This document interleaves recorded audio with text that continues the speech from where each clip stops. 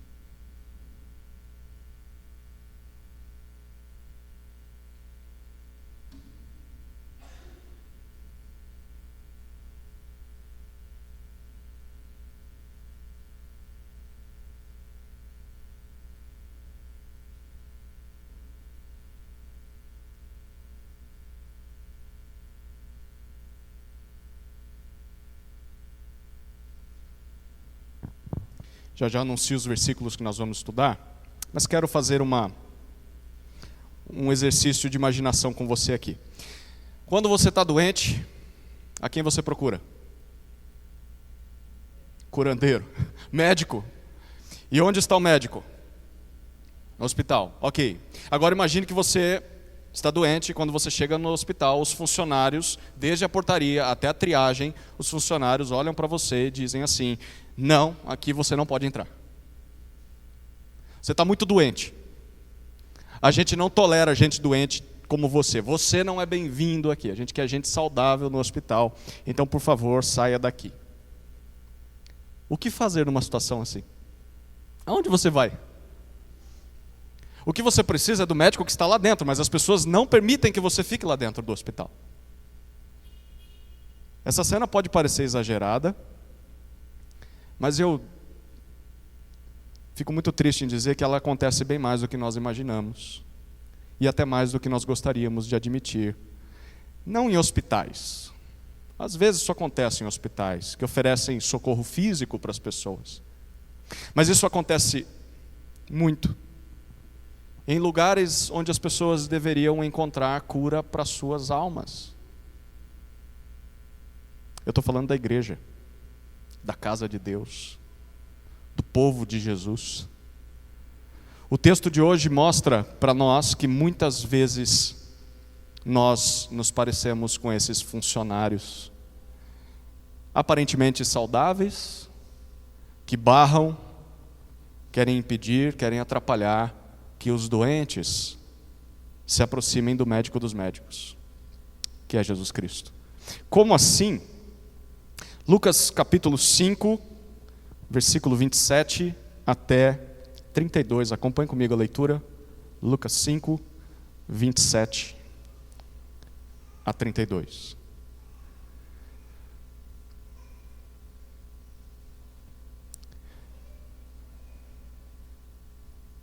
Assim diz a palavra de Deus. Depois disso, Jesus saiu e viu um publicano chamado Levi, sentado na coletoria. Ele disse: siga-me. Ele se levantou e, deixando tudo, o seguiu. Então Levi lhe ofereceu um grande banquete em sua casa, e era grande o número de publicanos e outras pessoas que estavam com eles à mesa. Os fariseus e seus escribas murmuravam contra os discípulos de Jesus, perguntando: por que vocês comem e bebem com os publicanos e pecadores? Jesus tomou a palavra e disse: os sãos não precisam de médico, e sim os doentes. Não vim chamar justos, e sim pecadores ao arrependimento. Vamos orar, queridos. Senhor Jesus, precisamos ouvir a Tua voz e te pedimos que o Senhor nos conduz através do Teu Santo Espírito a compreensão dessa passagem e, em especial, a transformação do nosso coração. Assim oramos em Teu nome. Amém. Tanto Lucas quanto Mateus e Marcos narram para nós essa história, e ela vem exatamente depois, pela soberania de Deus, aprove ao Senhor isso, depois da passagem que nós estudamos semana passada, em que o seminarista André nos apresentou a cura daquele paralítico que desce pelo telhado. Vocês lembram dessa história? Então, naquela cena, Jesus deixou bem claro que Ele não só tem poder para curar as pessoas fisicamente, mas, em especial, para curar as suas necessidades espirituais, perdoar pecados. Coisas que só Deus pode fazer, Jesus faz. E isso demonstra muito quem Jesus é. Pois bem, chegamos a esse texto de Lucas capítulo 5, versículos 27 até 32, que nos apresenta 3 cenas. A primeira cena é o chamado, versículos 27 e 28. A segunda cena é a festa, versículo 29. E por fim, a conversa, versículos 30 a 32. Então, o chamado, 27 e 28. A festa, versículo 29. E a conversa, 30 a 32. Vamos olhar para a primeira cena, o chamado.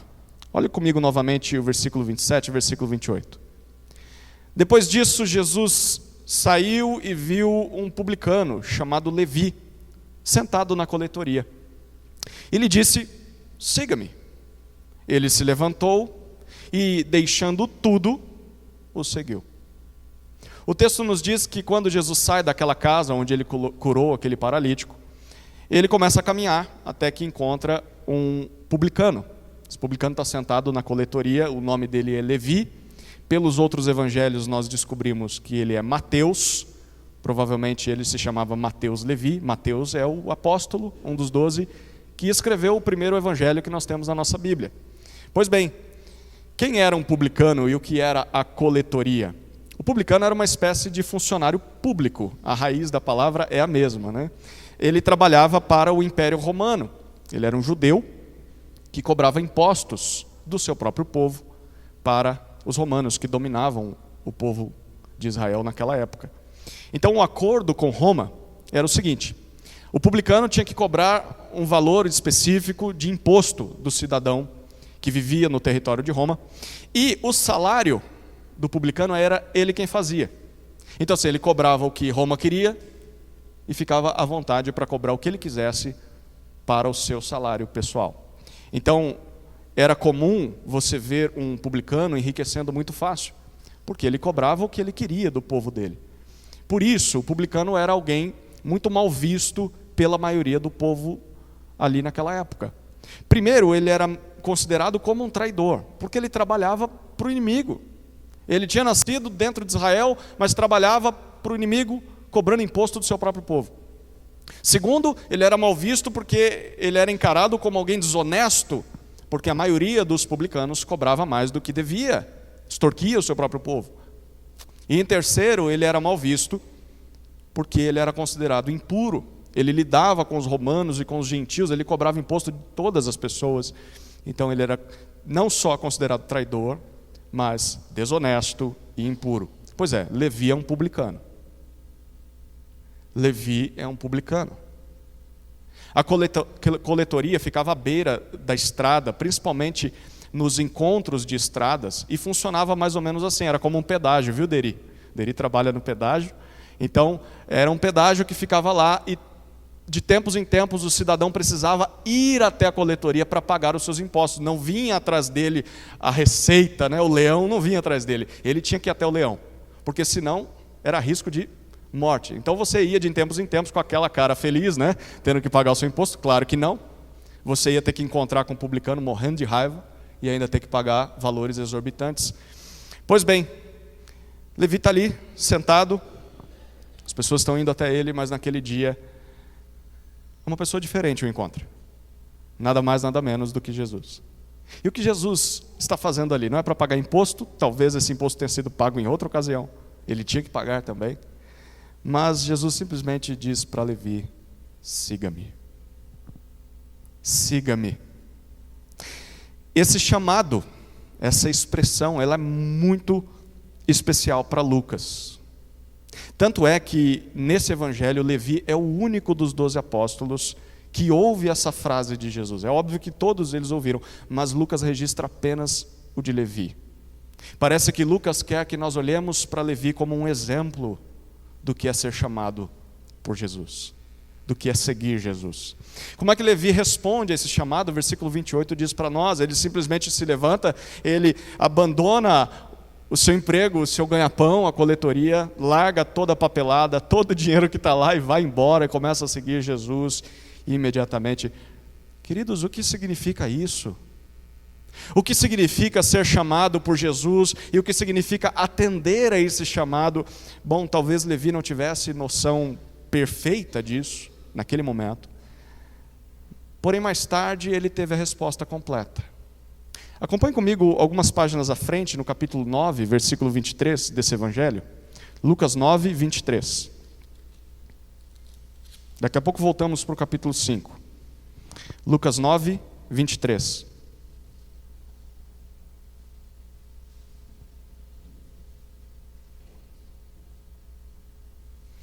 Jesus dizia a todos: se alguém quer vir após mim, negue a si mesmo, dia a dia tome a sua cruz e siga-me. Seguir a Jesus implica, segundo ele mesmo, em 4 passos. Talvez você só esteja vendo 3 aí, mas há 4. O primeiro é necessário querer fazer isso, porque Jesus começa com uma condição, uma condicional: se alguém quiser. Ninguém segue Jesus à força. No máximo pode ser arrastado à igreja à força, mas seguir a Jesus não. Você precisa querer.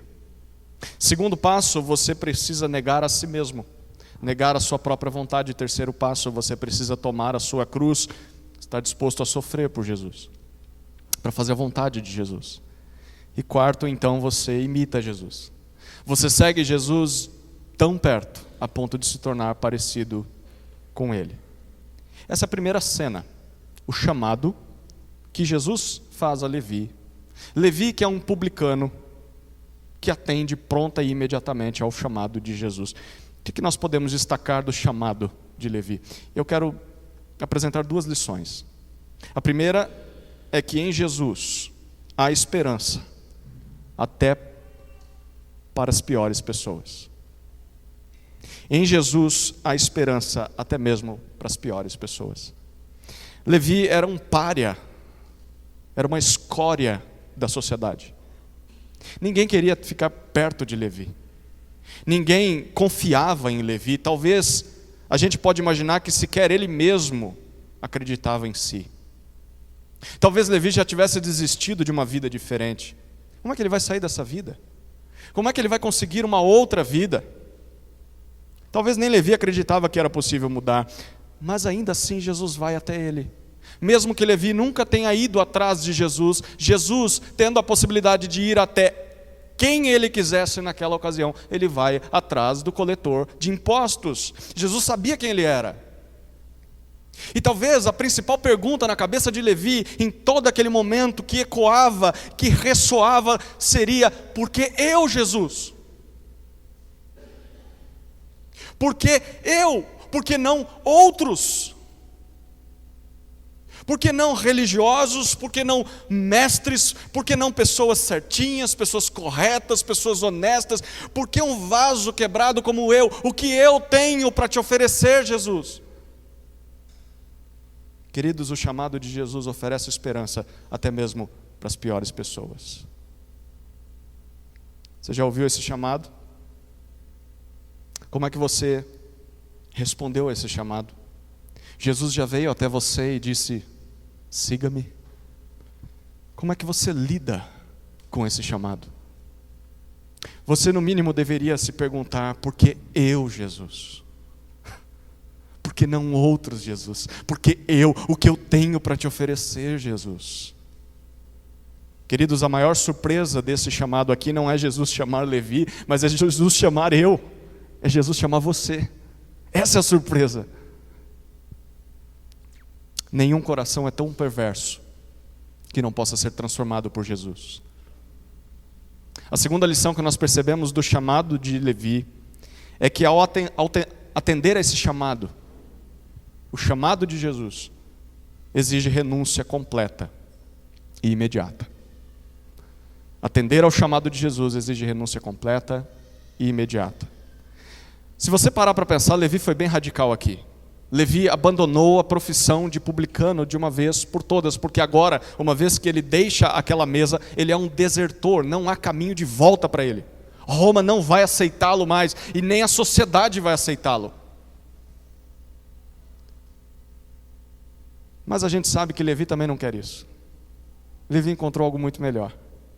Levi encontrou Jesus. Levi é um exemplo, queridos, de que para seguir a Jesus nós precisamos renunciar a tudo aquilo que nos atrapalha, tudo aquilo que nos impede de seguir a Jesus, sem olhar para trás. Para Levi, o que ele deixou para trás foi a coletoria, foi aquela vida que ele tinha. E para você? Talvez o que Jesus exija que você deixe para trás para segui-lo seja o seu emprego, que é um emprego desonesto e você sabe disso. Talvez o que Jesus exija para que você o siga é aquele namoro ímpio que você tem. Talvez é aquele vício, aquele hábito pecaminoso que você cultiva e você sabe que deveria parar. Talvez o que Jesus espera que você abandone é o ambiente que você frequenta, que você sabe que é corrupto, é imoral. Talvez a amizade, suas más influências. Enfim, seja o que for, se essas coisas ou qualquer outra te colocam entre Jesus, elas estão no meio e atrapalham você de seguir Jesus, renuncie. Renuncie, porque não dá para seguir a Jesus levando consigo a coletoria amarrada na cintura. Imagina isso. Não dá. Ou vai você sozinho, ou você fica na coletoria. Os dois não dá para manter. Atender ao chamado de Jesus exige renúncia completa e imediata. Essa é a primeira cena, o chamado de Jesus a Levi. Voltemos lá para o capítulo 5, vamos para a segunda cena. A segunda cena é a festa. Olha o versículo 29. Então, Levi lhe ofereceu um grande banquete em sua casa, e era grande o número de publicanos e outras pessoas que estavam com eles à mesa. Qual é o primeiro ato de Levi quando ele se torna um seguidor de Jesus? Talvez alguns aqui diriam, ele ingressou em um curso de teologia no seminário. Outros diriam, não, ele precisa ler livros sobre doutrina. Não, ele não vai fazer essas coisas, mas ele deve se isolar do mundo e se proteger nas fortalezas de uma igreja. Sim, essas coisas têm o seu lado bom, mas não foi isso que ele fez.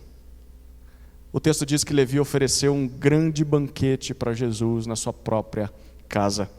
Repare na ênfase de Lucas, não era um simples jantar, era algo grande.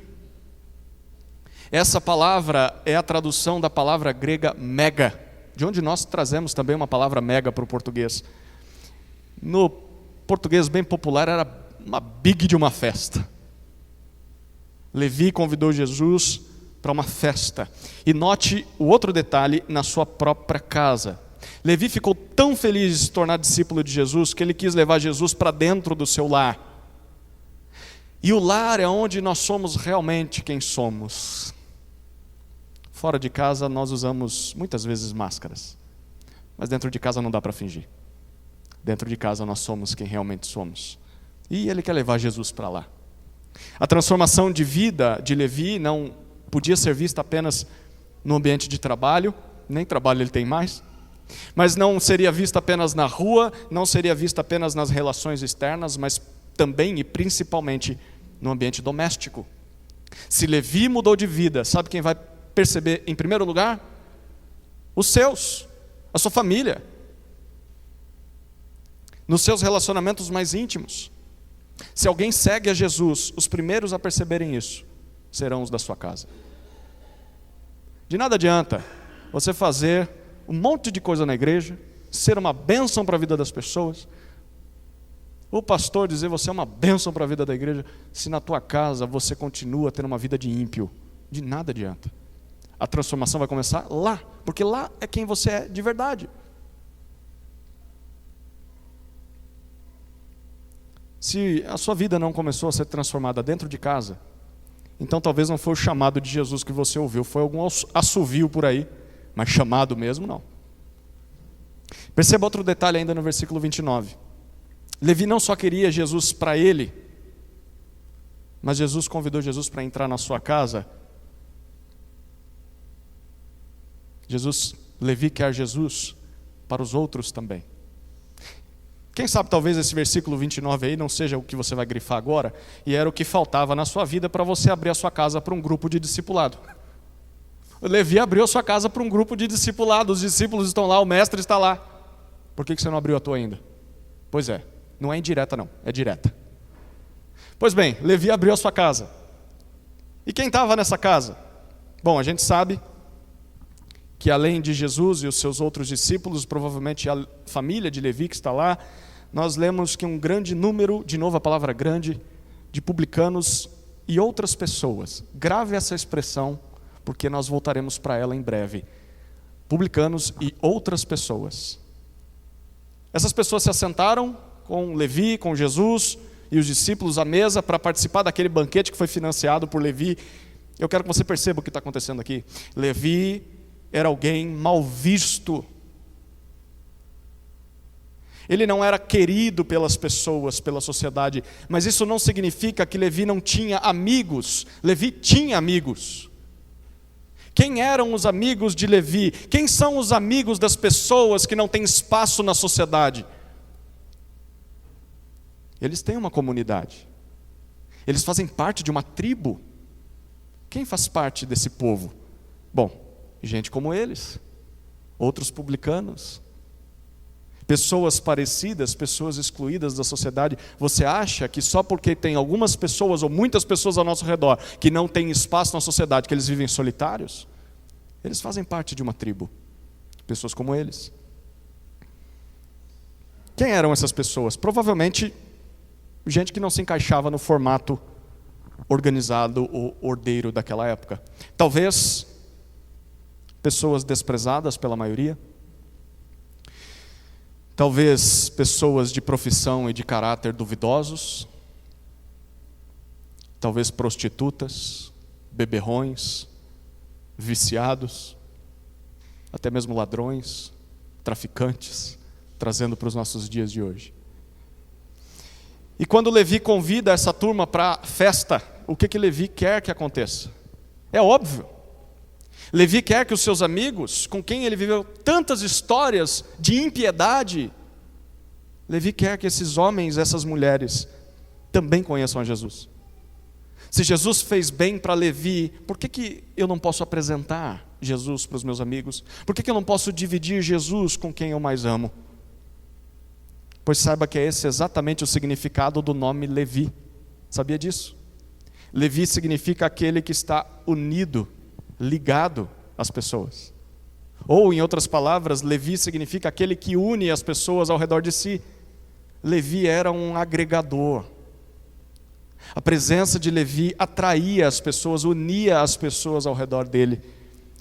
E se antes Levi usava isso para aquilo que não presta, você sabe do que eu estou falando. Pessoas se chegavam para Levi para participar de bebedeiras, zoeiras, orgias. Agora Levi quer usar essa influência para aquilo que presta.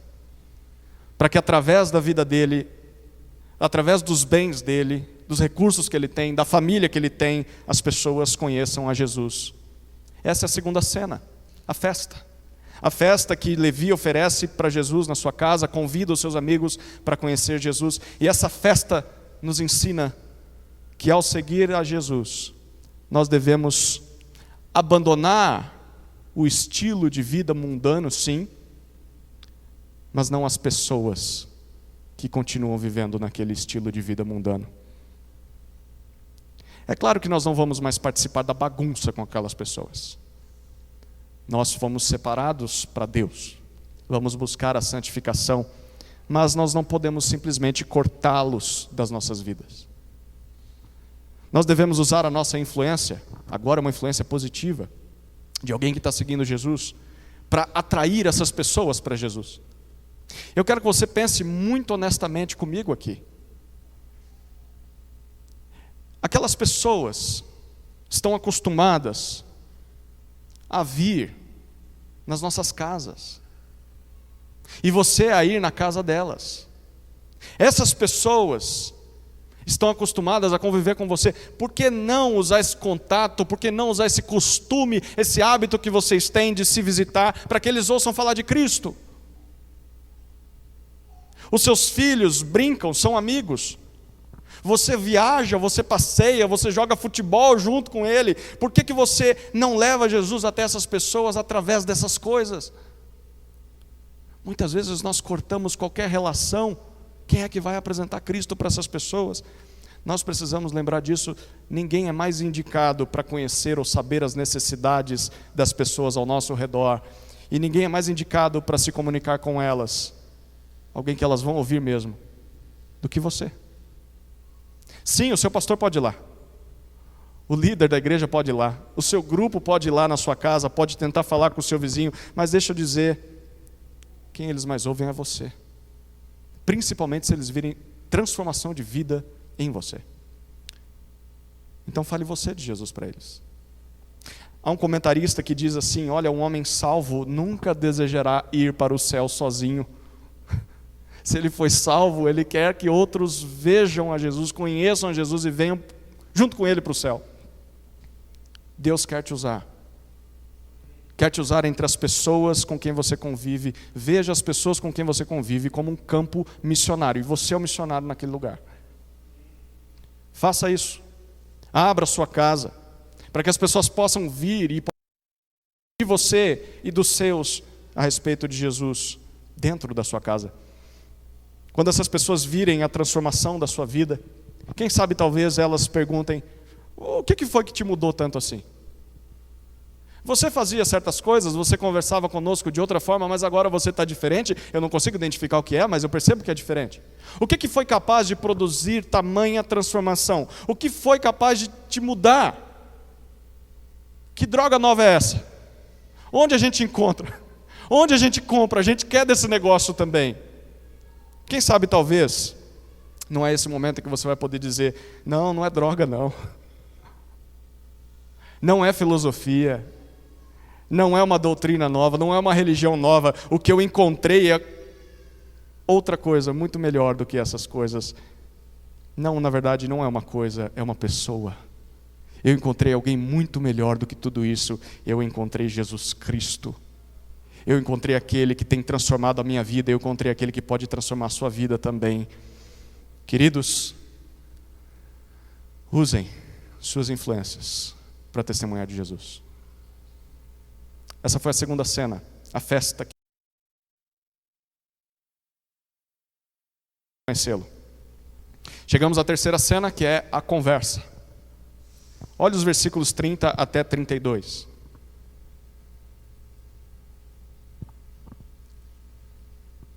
Os fariseus e seus escribas murmuravam contra os discípulos de Jesus, perguntando: por que vocês comem e bebem com os publicanos e pecadores? Jesus tomou a palavra e disse: os sãos não precisam de médico, e sim os doentes. Não vim chamar justos, e sim pecadores ao arrependimento. Levi certamente era alguém de posses, para ter uma casa tão grande a ponto de receber essa turma aqui. E isso indica que provavelmente Levi não foi um publicano muito honesto durante a sua vida, né?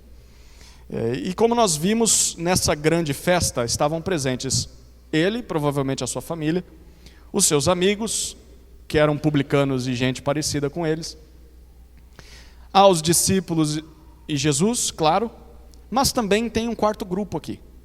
Nós temos os fariseus e os seus escribas. Quem eram eles? Os fariseus, eles compunham a seita religiosa mais rígida de todas naquela época. Os fariseus prezavam pela pureza dos costumes e pela fidelidade à escritura judaica. Tanto é que no mundo em que a maior parte das pessoas não sabia ler ou escrever, os fariseus eram os únicos que possuíam escribas. Quem que eram os escribas? Eram pessoas que escreviam. Eles sabiam ler, eles copiavam as escrituras judaicas e eles ensinavam essas escrituras nas sinagogas. Eles eram os mestres daquela época. Os fariseus não eram nobres ou ricos, como a gente muitas vezes imagina. Eles também não eram mais numerosos, os mais numerosos dentre todos os grupos religiosos da época, mas eles tinham algo especial, eles detinham o lugar de ensino na Judéia. Se você quisesse ouvir e saber qual é a vontade de Deus, você ia até um fariseu e um de seus escribas. E você sabe muito bem que quem detém o conhecimento, detém o poder nas mãos. Quem detém o conhecimento, detém o poder nas mãos. O que eles falavam era lei. O que eles falavam era a palavra de Deus. As pessoas não tinham acesso à palavra de Deus. Eles gostavam disso. E eles se aproveitavam disso. Muitos fariseus e escribas, eles usavam a sua autoridade. Qualquer semelhança é mera desobediência. Coincidência, não é assim? Sabe o que eles faziam? Eles usavam essa sua autoridade, essa sua influência, para tirar dinheiro das pessoas. Em nome de Deus. Eles usavam o seu papel para conquistar privilégios políticos, isenção de impostos. Eles usavam a sua influência e o seu poder para explorar os mais necessitados. O discurso dos fariseus era muito bonito, era cheio de princípios, cheio de regras, muita sabedoria, mas quando você olhava para a vida deles, a prática deles era horrorosa. Eles não viviam aquilo que pregavam. Por isso o apelido que Jesus mais usou para eles, sabe qual foi? Hipócritas. Hipócritas. Sabe de onde vem essa palavra? Era o nome que se dava a um ator naquela época. Sabe aquele que representava, que atuava? Então ele fingia estar feliz, sentir algumas coisas, quando na verdade ele estava triste, sentia coisas opostas. Era um ator. E Jesus diz: vocês são atores. Vocês são, na verdade, de uma forma, mas vocês se apresentam de outra. Vocês são falsos, são hipócritas, são fingidos. Bom, se tudo isso é verdade, o que essa turma está fazendo ao redor de Jesus? O que eles estão fazendo cercados de pessoas tão diferentes deles, na visão deles, pessoas inferiores a eles, naquela casa? Certamente, eles estão ali para descobrir se Jesus é ou não o Messias.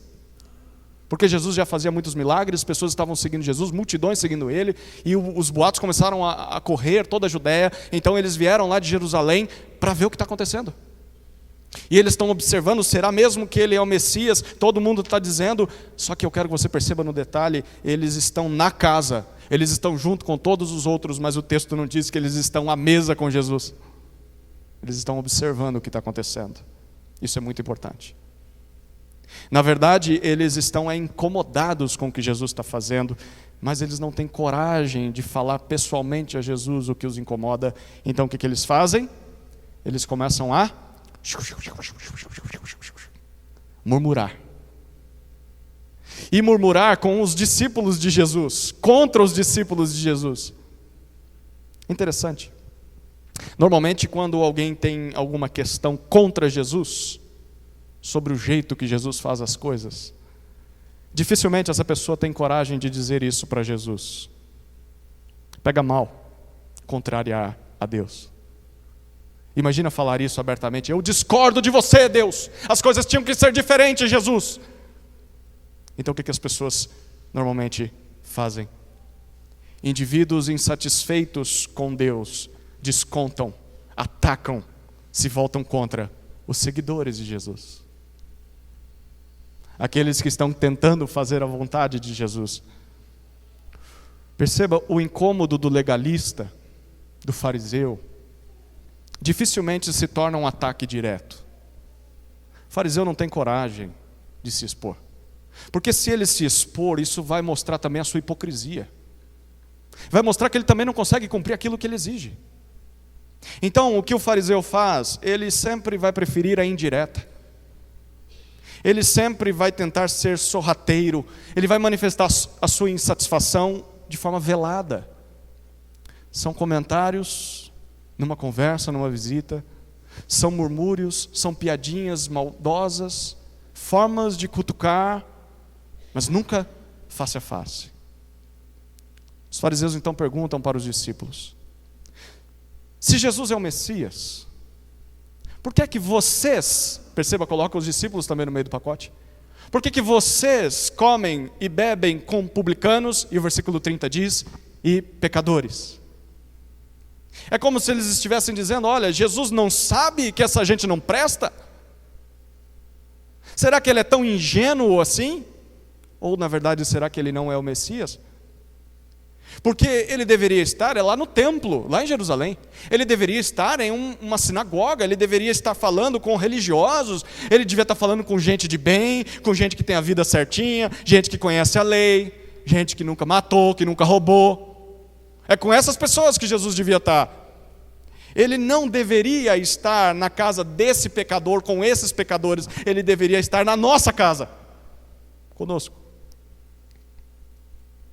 Como é que os discípulos respondem? Como é que eu e você vamos responder a uma pergunta dessa? Olha o que o versículo 31 nos diz. Discípulos de Jesus não precisam se justificar, queridos. Jesus fala por eles. Jesus interrompe aquele murmúrio. Jesus está atento ao que eles estão dizendo. Jesus sabia exatamente o que eles estavam fazendo ali. E Jesus é quem defende os discípulos. E como é que o mestre responde? De duas formas. No versículo 31, ele usa uma ilustração. Ele diz: os sãos não precisam de médico, e sim os doentes. Quem está saudável não vai atrás de cura. Só vai atrás de cura quem está ferido, quem está à beira da morte. Em segundo lugar, Jesus faz uma aplicação dessa ilustração, versículo 32. Eu não vim chamar justos, e sim pecadores ao arrependimento. Sabe quem são os doentes que precisam de médico? Aqueles que reconhecem os seus pecados. Quer dizer então que aqueles que se veem como justos, significa que eles não são pecadores? É claro que não. Eles continuam sendo pecadores, mas a situação deles é pior do que os que reconhecem a sua doença. Porque eles, além de doentes, não assumem que são miseráveis. Acham que se bastam, acham que são suficientes e que não precisam de ajuda. Quem se acha justo, pensa que está tudo bem. Por isso não buscam o médico dos médicos, porque não acham que precisam de cura.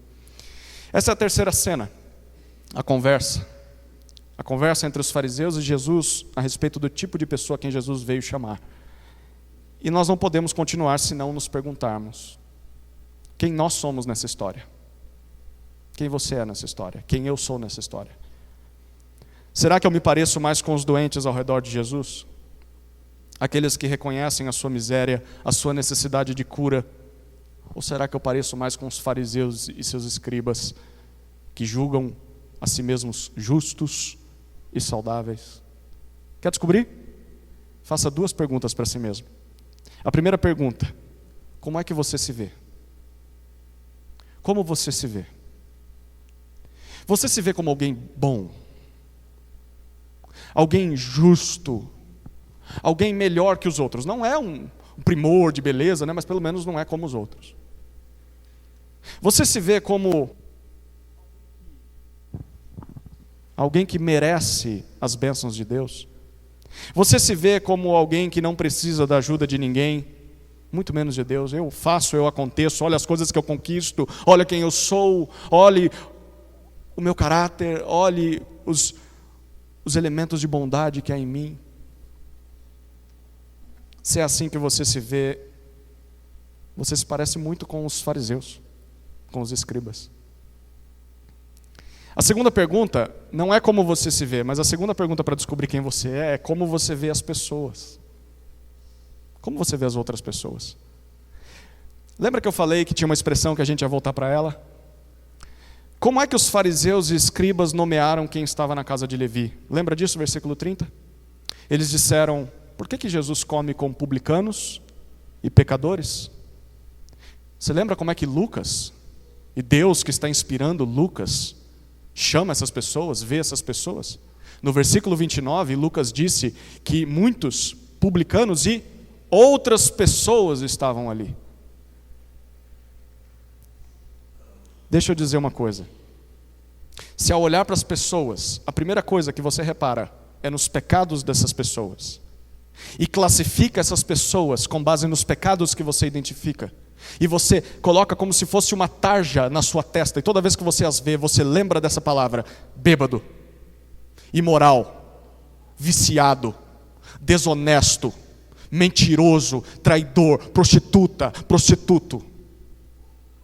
Se você classifica as pessoas antes de vê-las como Deus as vê, como pessoas criadas à sua imagem e semelhança, pessoas que estão perdidas em seus pecados, pessoas que precisam de Jesus para serem salvas, para serem transformadas, então deixa eu dizer, você se parece muito mais com os fariseus e escribas do que com Levi. Como é que você vê as pessoas? Essas foram as 3 cenas apresentadas por Lucas nesse texto. A primeira cena é o chamado que Jesus faz a Levi e a resposta imediata de Levi. A segunda é a festa que ele faz na sua casa para que seus amigos venham ouvir de Jesus. E a terceira é a conversa de Jesus entre os fariseus e escribas a respeito de quem ele tinha vindo para salvar. Agora, deixa eu fazer uma de advogado do diabo aqui. Será que a pergunta dos fariseus estava de toda errada? Qual que foi a pergunta dos fariseus? Se ele é o Messias, o Santo de Deus, o Filho de Deus, como é que esse homem se sente tão à vontade com esse tipo de gente? Como é possível ele conviver com pecadores? A pergunta dos fariseus não está errada. O que está errado é a motivação. Mas a pergunta é honesta. E a resposta a essa pergunta é dada ao longo de todo o ministério de Jesus, porque nós vemos no Evangelho que Jesus veio exatamente para libertar os cativos. Jesus veio exatamente para libertar aqueles que estão presos ao pecado, presos às trevas, presos à morte, presos a Satanás. E Jesus fez isso e libertou de uma vez por todas essas pessoas em sua morte e ressurreição. Então a pergunta dos fariseus é legítima, a motivação não. E a resposta é dada no Evangelho. E uma vez que nós já temos essa resposta, porque conhecemos a história toda, nós deveríamos olhar para esse texto e fazer uma segunda pergunta. A segunda pergunta é mais ou menos o contrário da primeira. A primeira pergunta é: como é que Jesus pode se sentir à vontade no meio de pecadores? A segunda pergunta é: como é que esse tipo de gente pode se sentir tão à vontade à mesa com o Messias? Como é que esse tipo de gente pode ficar à vontade à mesa com Deus Santo? O Criador em pessoa, a lei diante deles, o Filho de Deus. Como é capaz, como é possível isso acontecer? Eles não têm vergonha, eles não se sentem culpados, eles não têm medo de serem fulminados por conta dos seus pecados. São loucos. Pessoas que perderam o juízo, eles não têm noção do perigo do juízo de Deus. Bom, a resposta a essa pergunta foi dada pelo próprio Jesus no versículo 32. Porque o versículo 32 diz para nós que Jesus é o médico dos médicos, Jesus veio para curar aqueles que reconhecem que estão doentes, e aí ele explica: aqueles que se arrependem dos seus pecados. Esse é o chamado de Jesus. O chamado de Jesus é um chamado ao arrependimento. Essa palavra aqui significa muito mais do que você concordar que você fez alguma coisa de errada. Significa sim concordar que o que eu fiz é errado, que o tipo de vida que eu levo é errado, o estilo de vida, as coisas que eu penso, as coisas que eu faço são erradas. Mas arrependimento vai além disso. Arrependimento significa que agora eu vou mudar o meu comportamento diante disso. Se era errado, eu não quero mais fazer. Então, a imagem é muito clara aqui. Em outras palavras, se arrepender significa voltar-se para Jesus e segui-lo agora de frente, porque antes você estava de costas para Ele. Antes você vivia contrário à vontade de Deus. Como é que isso se dá na prática? Eu vou citar o último texto da noite. Deixe João Batista nos responder. João Batista foi aquele que introduziu Jesus, o ministério de Jesus. Lucas capítulo 3, versículo 7.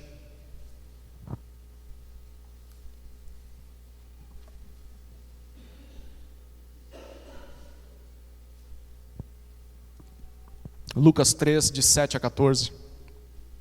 Preste bastante atenção nessas palavras. João dizia às multidões que saíam para ser batizadas. Os outros evangelhos dizem que isso aqui aconteceu exatamente quando ele viu os fariseus chegando perto. Aí ele diz assim: raça de víboras, quem deu a entender que vocês podem fugir da ira vindoura? Perceba o versículo 8. Produzam frutos dignos de arrependimento. E não comecem a dizer uns aos outros: temos por pai Abraão, porque eu afirmo a vocês que Deus pode fazer com que destas pedras surjam filhos a Abraão. E também o machado já está posto à raiz das árvores, portanto, toda árvore que não produz bom fruto é cortada e lançada ao fogo. Então as multidões, não os fariseus, as multidões perguntaram a João, versículo 10, o que é que devemos fazer? Estamos arrependidos, como nós vamos produzir frutos de arrependimento? Olha o que ele responde, versículo 11, quem tiver 2 túnicas, reparta com quem não tem. E quem tiver comida, faça o mesmo. Versículo 12. Também alguns publicanos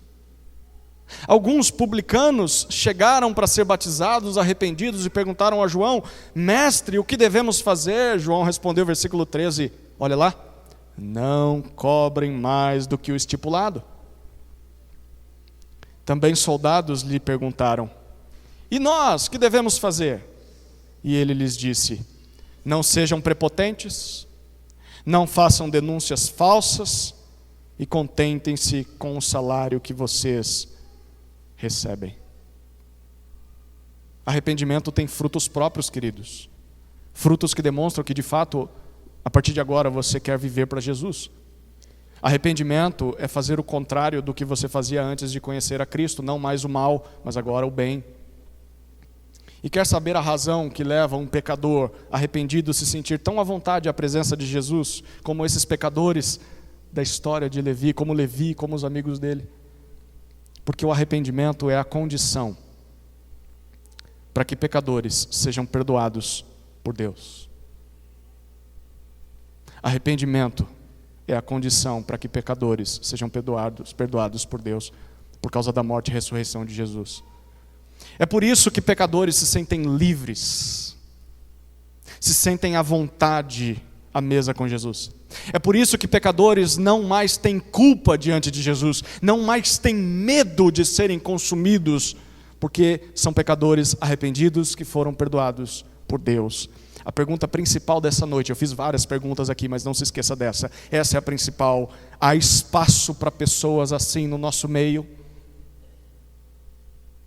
Há espaço para pecadores do pior tipo, dispostos a se arrepender, precisando do perdão de Deus? Há espaço em nosso meio?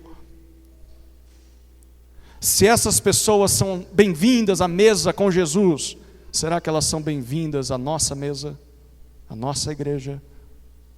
Elas precisam ser. Lembra da historinha que eu contei no início, do hospital? Quem que você é nesse cenário? Você é o doente? O pecador que foi até o hospital, que é a igreja, em busca do médico, que é Jesus? Ou você é o funcionário? Aquele que se acha saudável, que se acha justo, aquele que está dentro do hospital, aquele que está dentro da igreja, aquele que fez catecismo, crisma na igreja batista, aquele que está desde que nasceu aqui, aquele que colocou a pedra angular aqui, aquele que faz todas as aulas, aquele que participa de tudo, aquele que serve em tudo, aquele que está aqui o tempo todo, mas por causa disso ele se vê como superior aos outros, diz: aqui não é lugar de gente torta, aqui é lugar de gente como eu, E se você não é como eu, suma da minha frente, saia daqui. Quem você é nessa história? Você é aquele funcionário que está impedindo que outros encontrem a salvação porque eles são muito sujos. Queridos, se nós nos consideramos justos, Jesus não tem nada a dizer para nós. Mas, se nos consideramos pecadores, Jesus nos chama a segui-lo em arrependimento. Jesus também nos convida a levarmos outros pecadores até Ele. Portanto, deixa eu dizer, se você é um pecador, e nesse momento você está olhando para si mesmo e diz, eu sou o pior deles. Eu sou um miserável. Eu sou um doente. Talvez você seja aquele que é desacreditado pelos homens. Nem mesmo você acredita em si mesmo. Ouça Jesus te chamando nessa noite. O que Jesus está dizendo para você é, arrependa-se e siga-me. Assente-se à mesa comigo. O convite é para você. A esperança é para você. Mas se você é um fariseu ou escriba, tão pecador quanto os outros, que está na casa, mas se recusa a se assentar à mesa, o chamado de Jesus para você, sabe qual que é? Suma da igreja, é isso que Jesus disse? Não! O chamado de Jesus continua o mesmo, tanto é para o pecador e para o publicano, quanto é para o fariseu e o escriba. O chamado de Jesus é o mesmo.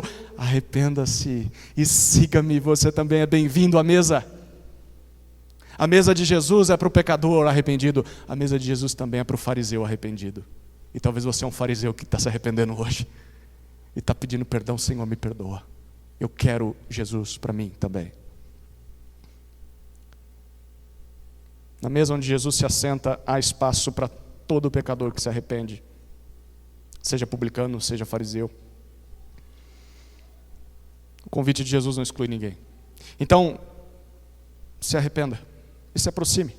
Tome lugar à mesa. Encontre um espaço para você, porque há espaço para você ao lado do Salvador. Desfrute da graça e do perdão do Salvador. E não impeça que outros façam o mesmo. Dá espaço no banco para que o outro possa se assentar do seu lado e se alimentar do pão do céu como você está se alimentando. Amém? Vamos orar, queridos.